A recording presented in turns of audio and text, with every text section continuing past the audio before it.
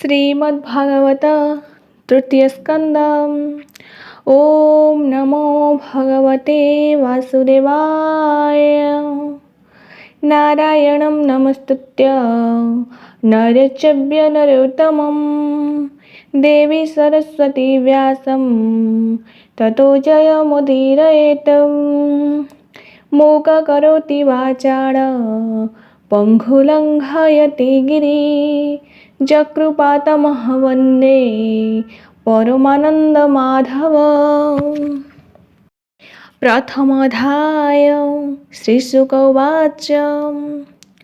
सौनिक आदि मुनिजने आनन्दे सुत सन्निधाने विदुर कथा मने चिन्ते विश्वास भावे पचारन्ति।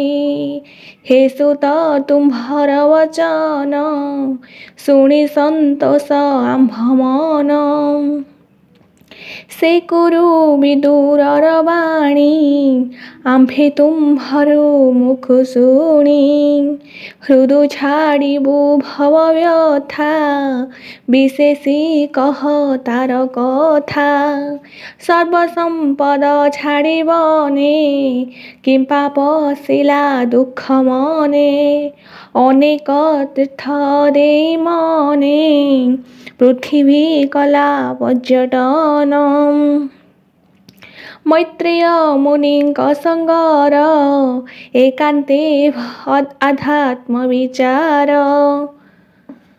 काहीं बा नदी तीरे बने सानन्दे बसी सर्वजने।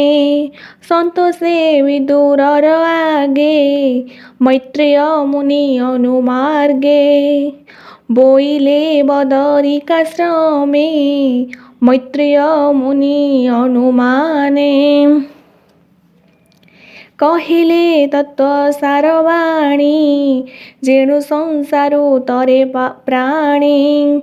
से कथा कह मुनिवर विदुर वेचष्टित सार। से पुणी बंधु त्यागार्थे पुणी मिलिले इंद्रप्रस्थे। एमन्ते मुनिଙ୍କର वाणी सुत संतोष मने शुणि। कहन्ति सनकादि आगे कृष्णर भाव अनुरागे। शुण हे मुनि जन तोषे एकथा सुक मुनि पासे। आनन्दे अभिमन्यु सुत पुछिला मुनिଙ୍କ अग्रत। से सुक कहिले जे मन्ते से कथा शुणि एक चित्ते। श्रीशुक उवाच।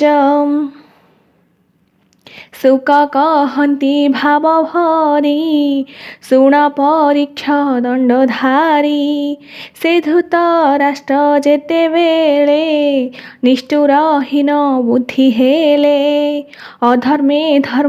अधर्मे धन से संचयी निज सुतंकु भोग देई। पंडु सुतंकु देखि भिने निंदई निष्ठुर वचने। बालके पितृहीन होई मातार संगे दुख सही। हस्तिनापुरे तांक घरे बंचंती अति अभिभारे। ताहांक मरण इच्छई भीमकु विष लडु देई। जतुर घरे अग्नि देला से बेले गोविंद रखिला। पुणी सभार तले आणी पंच पांडवंकर मणि।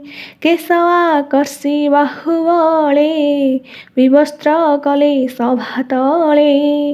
कुच कुंकुम लुह भरे अधवदन अनुसारे। बधुर दुख से शुणिला पुत्रकु बारी न पारिला। माया कपटे सभा करी द्यूत खेलाई धन हरी। बळे हरिले तांक देशे कानने द्वादश बरसे। ଅଜ୍ଞାତ ଅଧିକ ବରଷେ ବିରାଟ ଦେଶ ମତ୍ସ୍ୟରେ ସେ ତହିଁ ବଞ୍ଚିଲେ ଦୁଃଖ ସୁଖେ ମନ କଷଣ ଅତିରେକେ ପୁଣି ମିଳିଲେ ରାଜ୍ୟ ଆସି ବିଶ୍ୱାସେ ରାଜା ପାଶେ ବସି ଜୀବନ ଅର୍ଥେ କିଛି ଧନ ମାଗିଲେ ନ ଦେଲା ରାଜନ ପୁଣି କୃଷ୍ଣଙ୍କୁ କରି ଦୂତ ଗ୍ରାମେ ମାଗିଲେ ପଣ୍ଡୁସୁତ କୃଷ୍ଣର ବୋଲ ସେ ନ କଲା ସୂଚି ଅର୍ଘରେ ସେ ନ ଦେଲା କୃଷ୍ଣଙ୍କୁ କଲା ଅପମାନ ଲୋଭେ ହୋଇଲା ହତ ଜ୍ଞାନ ବିଦୁର ଆଣି ଏହି ଘରେ ବିଚାର କଲା ଅନ୍ତପୁରେ ପାଣ୍ଡବେ ମାରି ନାନା ବାଜେ ରାଜା ହୋଇବି ସର୍ବରାଜେ ଶୁଣିବି ଦୂର କର ଯୋଡ଼ି ବୋଲଇ ରାଜା ପାଦେ ପଡ଼ି ତୁ ତାଙ୍କୁ ଅର୍ଦ୍ଧ ରାଜ୍ୟ ଦେଇ ପୁତ୍ରଙ୍କ ତୁଲେ ଭୁଞ୍ଜ ମହି ନୋହିଲେ ସୁଖ ନାହିଁ ତୋର ସେ ବିଷ୍ଣୁ ତେଜ ବଳିୟାର ସେ ହରି ତାଙ୍କୁ ସଙ୍ଗେ ଘେନି ଉଶ୍ୱାସ କରିବେ ମେଦିନୀ ସେ ଥାଇ ତାଙ୍କ ନିଜପୁରେ ପାଣ୍ଡବ ବଂଶ ପକ୍ଷ ଧରେ ଶ୍ରୀକୃଷ୍ଣ ଆସି ତୋର ଘରେ ବସିଲା ବାନ୍ଧବ ବିଭାରେ ତାଙ୍କୁ ଇତର ପ୍ରାୟ ମଣୁ ମନୁଷ୍ୟ ସଙ୍ଗେ ପରିଗଣୁ ଏମନ୍ତ ବିଦୁରର ବାଣୀ ସମ୍ଭ୍ରମେ ଦୁର୍ଯ୍ୟୋଧନ ଶୁଣି ସଙ୍ଗେ ଅଛନ୍ତି 3 ଜଣ କର୍ଣ୍ଣ ଶଙ୍କୁନି ଦୁଃଶାସନ ବୋଲଇ କୁପତି ଅଧରେ ଆକର୍ଷି ଦୁଃଶାସନ କରେ ଏ ଦାସୀ ପୁତ୍ର ମୋର ଘରେ ବସଇ ବାନ୍ଧବ ବିଭାରେ ଏ ମୋର ନିତ୍ୟ ଅନ୍ନ ଖାଇ ପଣ୍ଡୁସୁତଙ୍କ ହିତେ ଥାଇ କୃଷ୍ଣଙ୍କୁ ଘେନି ଭାଳେ ନିତେ ମୋର ବିନାଶ ଘେନି ଜିତେ ଏମନ୍ତ ବୋଲି ବିଚାରିଲା କୋପେ ଅନେକ ଗାଳି ଦେଲା ଦଶନେ କାମୋଡ଼ି ଅଧର ବୋଲେ ଭଣ୍ଡାରୁ ଦୂର କର ଏହାକୁ ଦଣ୍ଡେ ହେନଥୁଅ ରାଜ୍ୟ ବାହାର କରିଦିଅ ଏମନ୍ତ ତାର ବାକ୍ୟ ଶୁଣି ବଜ୍ର ପଡ଼ିଲା ପ୍ରାୟ ମଣି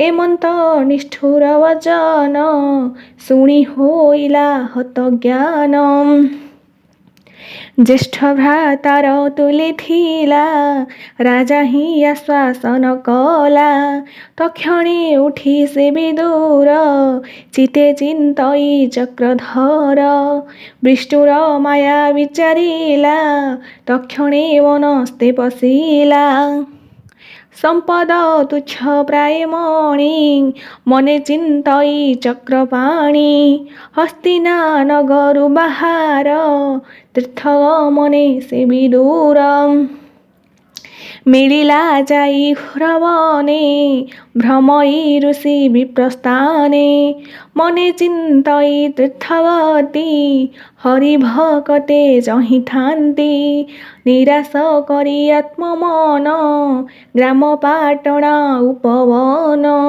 ସୁବର୍ଣ୍ଣଗିରି କଞ୍ଚ ଦେଶେ ଭ୍ରମଇ ତୀର୍ଥ ପୁଣ୍ୟ ଆସେ ପୁଣ୍ୟସରିତ ପୁଣ୍ୟସର ନିରତେ ଭ୍ରମଇ ବିଦୁର ଅନନ୍ତ ସିଦ୍ଧଲିଙ୍ଗ ଯହିଁ ଶୁଦ୍ଧ ପବିତ୍ର ପୁଣ୍ୟମୟୀ ଏମନ୍ତ ରକ୍ଷିତ ବେଶ ଅଧର୍ମ ନାହିଁ ପୁଣ୍ୟ ଦେଶ ହରି ତୋଷଣେ ଯେତେ ବ୍ରତ ତପେ ତୋଷଇ ଅବିରତ ଏମନ୍ତେ ଭାରତ ବରଷେ କାଳେ ମିଳିସେ ସେ ପ୍ରଭାସେ। ତହିଁ ଶୁଣିଲା ସାଧୁବାଣୀ ଅଶେଷ କୁରୁ ବଳଜିନୀ। କୃଷ୍ଣ ସାରଥି ପଣିଆଣି ଅନେକ ଅକ୍ଷୌହିଣୀ ଜିଣି। ଗୋବିନ୍ଦ ଘେନି ତୀର୍ଥ ଜଳେ ମଙ୍ଗଳ ଶୁଭ ଅନୁକୂଳେ। କରାଇ ଅଭିଷେକ ପୂଜା କଲେ ଏକାନ୍ତ ଚକ୍ରେ ରାଜା। ସର୍ବେ ନାସିଲେ କୁରୁ ବଳେ ଯେ ସନେ ବେଣୁ ଦାବାନଳେ। ଦଗ୍ଧ ବଦନେ ଶୋକ କରି ସୁଜନ ବନ୍ଧୁ କୁସୁମରେ। ମୌନେ ହୋଇ ଅଶ୍ରୁ କଣ୍ଠେ ମିଳିଲେ ସରସ୍ୱତୀ ତୀର୍ଥେ।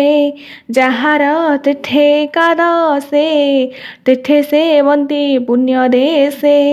ତୀର୍ଥେ ପ୍ରସନ୍ନ ଅନୁଯାନ କୌରବ ନଳ ପବନ। ସୁଭାଷ ଗବ୍ୟ ଘୃତ୍ୟ ଯମ ଏମନ୍ତେ ଏକାଦଶ ନାମ। ଏତେ ମନ୍ଦିର ବିଷ୍ଣୁ ଅର୍ଥେ ତୀରେ ସେବନ୍ତି ଯେଝା ମତେ। ଏ ଆଦି ବ୍ରହ୍ମ କ୍ଷତ୍ରି ଯେତେ ତୀର୍ଥ ସଞ୍ଚିଲେ ଦୃଢ଼ ଚିତେ। ପ୍ରତ୍ୟଜ୍ଞ ମୁଖ ନିଜେ ତାର ଦିଶନ୍ତି ଅତି ମନୋହର। ସେ ଯେ ପୁରେ ଦର୍ଶନ ମାତ୍ରେ ବିଷ୍ଣୁ ଶରଣ କଲେ ଗାତ୍ରେ। ଏମନ୍ତେ ସରସ୍ୱତୀ ତୀର୍ଥ ଦେଖିବି ଦୂର କୃତ୍ୟ କୃତ୍ୟ। ତହୁଁ ଚଳିଲା ତୋଷ ମନେ ସୌରାଷ୍ଟ୍ର ସୌର ବିଭବନେ। କୁରୁ ଜଙ୍ଗଳ ମତ୍ସ୍ୟ ଦେଶ ଜିଣି ଯମୁନାର ପ୍ରବେଶ। କାଳିନ୍ଦୀ ତୀରେ ବୃନ୍ଦାବନ ଯହିଁ ବିଜୟ ଗୋବର୍ଦ୍ଧନ। ସେବନେ ବୁଲି ଏକେ ଏକେ ନିଶ୍ଚଳେ ଉଦ୍ଧବଙ୍କୁ ଦେଖେ। ହର ଭକତଙ୍କର ସାର ତପ ଆରାଧି ମନ ମହାଘୋର। ଆସନ ନିଶ୍ଚଳ ସମାଧି କୃଷ୍ଣର ଚରଣ ଆରାଧି। ଏକାନ୍ତେ ଅଛି ବୃକ୍ଷ ତଳେ ବିଦୁର ଦେଖିବେନି ଡୋଳେ। ସେ ବାସୁଦେବ ଅନୁଚର କିଏ ବା ଦେବା ପଟାନ୍ତର। ଦେବଗୁରୁଙ୍କ ପୁତ୍ର ପ୍ରାୟେ ସ୍ୱଭାବେ ଶାନ୍ତ ବୁଦ୍ଧି ବହେ। ଏମନ୍ତେ ମିଳିବେ ନିଜନ ନିବିଡ଼େ କରି ଆଲିଙ୍ଗନ। ବିଦୁର ଉଦ୍ଧବକୁ ଚାହିଁ ବନ୍ଧୁ ବାନ୍ଧବ ସ୍ନେହ ବହି। ଲୋମହର ସେ ଶୁଦ୍ଧ ଚେତା କୃଷ୍ଣର ପୁଛନ୍ତି ବାରତା। କୃଷ୍ଣ ପୁତ୍ରଙ୍କୁ ଆଦି କରି ଏକୁ ଅନେକ ନାମ ଧରି। ଶୁଣ ଉଦ୍ଧବ ମୋ ବଚନ ମୁଁ ଯେ ପୁଛଇ ବିଦ୍ୱଜନ। ସେ ହରି ପୁରୁଷ ପୁରାଣ ଅନାଦି ପରମ କାରଣ।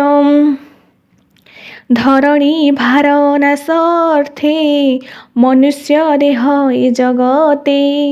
ରାମ ଗୋବିନ୍ଦ ହଳଧାରୀ ଯାଦବ ବଂଶେ ଅବତରୀ। ଅଛନ୍ତି ବସୁଦେବ ଘରେ ଆନନ୍ଦେ ବେନି ସହୋଦରେ। ଆମ୍ଭ ବଂଶର ଅଧିଦେବ ଦେବକୀ ତୁଲେ ବସୁଦେବ। ସୁଖେ କି ଅଛି ନିଜ ଘରେ ବନ୍ଧୁ ସୁହୃଦ ଭାବବରେ। ପ୍ରଦ୍ୟୁମ୍ନ ଅଛନ୍ତି ନା ଭଲେ ଆନନ୍ଦେ ଜନନୀର ତୁଲେ। ରୁକ୍ମିଣୀ ପୂର୍ବ ତପବଳେ ପ୍ରଦ୍ୟୁମ୍ନ ପୁତ୍ର କଲା କୋଳେ। ଭୋଜାଦି ସାତ ବଂଶ ରାଜା ଗୋବିନ୍ଦ ତାଙ୍କୁ କଲେ ପୂଜା। ଛାଡ଼ି ଆପଣା କୃପାସନ ରାଜ୍ୟ ସ୍ଥାପିଲେ ଉଗ୍ରସେନ। ଭଲେ କି ଜାମ୍ବବତୀ ସୁତ ସେ ରଥି ମଧ୍ୟେ ମହାରଥ। କ୍ଷମେକିଛନ୍ତି ଯଦୁମାନେ ଯାହାକୁ ସନ୍ତୋଷ ଅର୍ଜୁନେ। ସନ୍ତୋଷେ ଧନୁ ବେଦ ଦେଲା ଯେଣୁ କୃଷ୍ଣଙ୍କୁ ଆରାଧିଲା। ସଫଳା ଯଦୁ ସୁତ ତାର ଶୁଭେ କି ଅକ୍ଷୟ କଂସ ଆଦେଶ ଗୋପପୁରେ ଲଭିଲା କୃଷ୍ଣ ବେଣୁ ଶିରେ। ଶିରେ ରଥି ଅଶେଷ ରଥି ମହାଯୋଦ୍ଧା ଭଲେ କି ଅଛି ଅନିରୁଦ୍ଧା। ଯାର ମହିମା ଶବ୍ଦ ଯୋନି ତୁରୀୟ ତତ୍ତ୍ୱ ସଙ୍ଗେ ଘେନି। ସତ୍ୟଭାମର ପୁତ୍ର ଯେତେ ଭଲେ କି ଅଛନ୍ତି ସମସ୍ତେ। ପ୍ରଦ୍ୟୁମ୍ନ କହ ଭଲ କଥା ସେ ଭୀଷ୍ମ ଅତି ବଳବନ୍ତା। ଯାର ଚରଣାଘାତ କୋପେ ପଶେ ଶରଣ ଭୂମି ତାପେ। ଅର୍ଜୁନ ଅଛି ଟିକେ ଭଲେ ନିରନ୍ତେ ଗୋବିନ୍ଦଙ୍କ ତୁଲେ। ଗାଣ୍ଡିବୀ ଧନୁ ଧରି କରେ ରଣେ ତୋଷିଲେ ଶୂଳଧରେ। ନକୁଳ ସହଦେବ ବାଣୀ କୁଶଳ କହ ପରିମାଣି। ଅଶ୍ରୁନି ନାସିକା ବିବରେ ଜନ୍ମ ହୋଇଲା ଏକାଶରେ। କେ କହେ ତାଙ୍କ ଗୁଣଗ୍ରାମ ଦେବଙ୍କ ବ୍ୟାଧି ହରିନାମ। ତାହାଙ୍କ ବିଜେ ଜାତ ହୋଇ ସୁନ୍ଦର ରୂପ ମନ ମୋହି। ପାଣ୍ଡବ ଚକ୍ଷୁ ସେ ବୋଲାଇ କହ କୁଶଳେ କି ଅଛଇ। ଦେଖଇ କୁନ୍ତି ଗର୍ଭ କର୍ଥେ ସ୍ୱାମୀଙ୍କୁ ଚିନ୍ତେ ଅବିରତେ। ଯେ ସ୍ୱାମୀ ବିନୁ ସୁତ ଲୋଭେ ଜାନାମ ଚୌଦିଗ ଭାବେ। ତାହାଙ୍କୁ ଛାଡ଼ି ଭୋଗ ବିନେ ରହିଲା ପୁତ୍ର ସ୍ନେହ ମନେ। ଯେ କୃଷ୍ଣ ପରମ ମଙ୍ଗଳ ଆନନ୍ଦ ମାନଙ୍କର ମୂଳ। ତାର ଚରଣେ ସେବା କରି ମୁଁ ଏବେ କାନନେ ବିହରି। ଦେଖ ଉଦ୍ଧବ ତୋ ମହିମା କହି ନ ପାରି ଗୁଣ ସୀମା। ଏ ଯେତେ ଥିଲା ମହି ତଳେ ଅନେକ ଅକ୍ଷୋହିଣୀ ମେଳେ।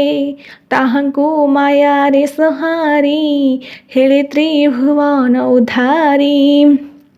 ସେ ହରି ଶୁଭ କଥା ମୋତେ କହ ଉଦ୍ଧବ ଶୁଦ୍ଧ ଚିତେ। ଏ ମନ୍ତେ ବିଦୁରର ବାଣୀ ଉଦ୍ଧବ ମନେ ପରିମାଣି। ଚିତେ ଚିନ୍ତିଲା ନାରାୟଣ ସୁଜନେ ଏକ ମନେ ଶୁଣ।